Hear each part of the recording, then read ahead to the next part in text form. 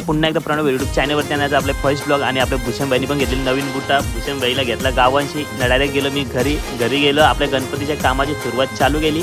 आता आम्ही अगोदर मारलो होतो फ्रेम कारण की आपल्या गणपतीच्या बॅकग्राऊंडमध्ये आपल्याला पडदा लावायचा आहे. त्याची आता तयारी चालू आहे. आपला डेकोरेशन एकदम हटके होणार आहे. भूषणबाई स्क्रू पिलून दमला न मी घेतला हाताने स्क्रूड्रायव्हर घेतला मिनिमम पिल केला एकदाच आणि आपलं बरेचपैकी काम झालता. तर आपल्या या साईडला आपले पप्पा पण बसलेले बघू शकता.